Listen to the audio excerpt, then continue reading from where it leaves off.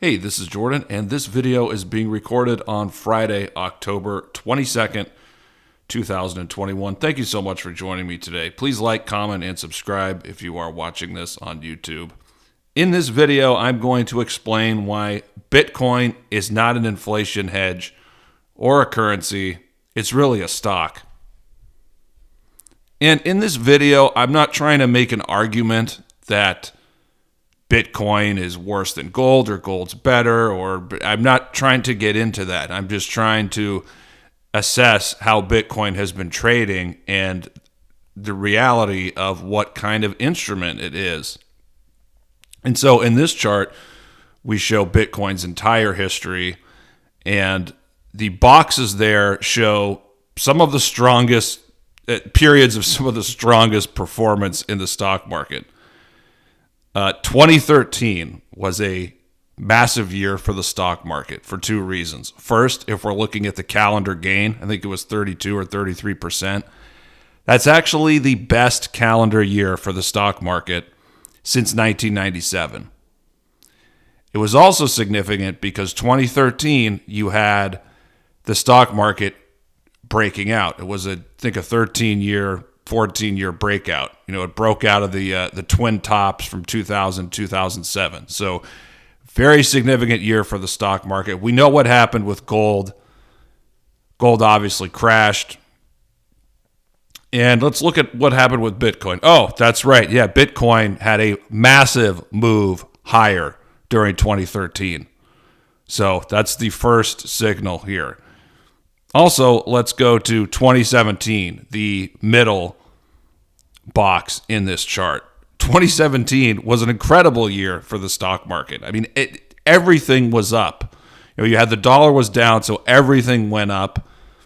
I think except bonds. I mean, I could be wrong. I'd have to double check that. Even precious metals went higher, but they really didn't perform that well because capital was flowing into everything else. So precious metals underperformed. But it was a huge year where basically everything correlated to the stock market did really well.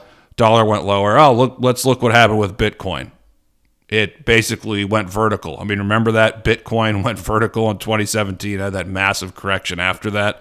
So that's number two. Number three, you just have to look at the last 12 months or the last 15 months or so, or 18 months, whatever it is. Bitcoin, I mean, until it had this big correction, made an incredible move higher with the stock market. I mean, it's been an incredible rebound in the stock market after COVID. Now, last chart here, because I don't want to spend too much of my time on Bitcoin, but here we're plotting Bitcoin at the top, the S&P 500 in the middle, gold at the bottom. And there's two observations here that I want to make. The first is the 2018 to 2020 period. You can see there with the vertical lines. I do have a third vertical line, which that's when gold peaked. But anyway, if we're focusing on the 2018 to 2020 period, Bitcoin had that huge peak at the very end of 2017. And then like a month or so later, the stock market had its first 12% correction. Then later in the summer, it peaked, corrected 20%. That's actually when gold made its significant bottom in 2018. And then, of course, we had the COVID crash. But if we're looking at what happened from the tail end of 2017 to the COVID low, of course, Bitcoin and the S&P were way down during those periods. Gold was actually up during that period. Now, if we extend that period to when gold peaked, I mean, after gold peaked, you had Bitcoin was still, or when gold peaked, Bitcoin was still below its 2017 top. I mean, the S&P was up a little bit over its 2018 high. I mean, I didn't look at it, but maybe 12, 15, 10%, something like that. But if you're looking at gold, of course, I mean, gold during that entire period made a huge move higher. So it's clear looking at that period what is the hedge and what is not. The second thing, and focus on this, the black arrows are when new all-time highs were made for Bitcoin and the stock market. So the stock market, 2015, 2016, kind of a bullish consolidation. And later in the year, towards the end of the year, actually, you had the stock market breaking out of that formation. Oh, and by the way, that was just a little bit after the stock market made that important 2016 peak. Excuse me. So stock market, new all-time high. Oh, and right about the same time or a little bit after, you had Bitcoin broke to a new all-time high. You can't see it, but there was a peak earlier. I think it was at the very end of 2014, end of 2013, 2014 peak in Bitcoin. So the black arrow there at the very end of 2016 or the beginning of 2017 for Bitcoin, new all-time high. And look, the same thing happened again just after gold put in that significant peak in the summer of 2020. Look at the black arrows after that. The S&P, now the S&P did the initial rebound from COVID. It did make a new all-time high as it was, or before it started that bullish correction for a few months. But really, when it broke out of that, that's when it was clear that the S&P is at a new all-time high. It's going to continue to move.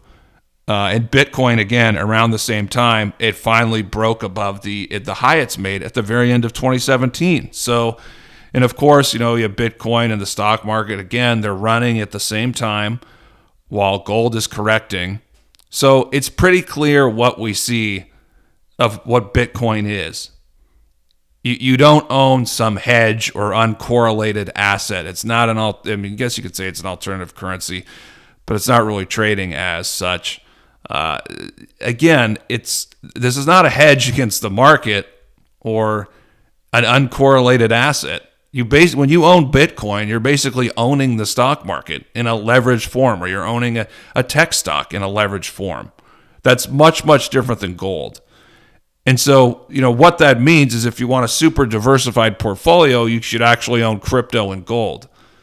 But if you're saying, one is better than the other, I'm not trying to make that argument here. I'm not saying you shouldn't own Bitcoin. But it's pretty clear here that Bitcoin is tied to the stock market, and it's just a leveraged play on the stock market or technology. And the stock market, maybe this economic cycle has a couple more years to go. The stock market can run for a couple more years. I mean, Bitcoin's breaking out, super bullish chart. It's probably going to move higher. That's great. But as I've talked about before, when the stock market runs into problems, probably after this expansion, and gold is on the cusp of having a massive breakout past 2100 again, because there's stagflation, the stock market's weakening, its secular bull market is over. Based on this history, how do you think Bitcoin is going to trade? And this history is giving you the answer. So that's all for this video. Leave a comment. Let me know what you think. Follow all my work here on the YouTube channel or at TheDailyGold.com. Thank you so much, and I look forward to doing another video for you guys in the days and weeks ahead.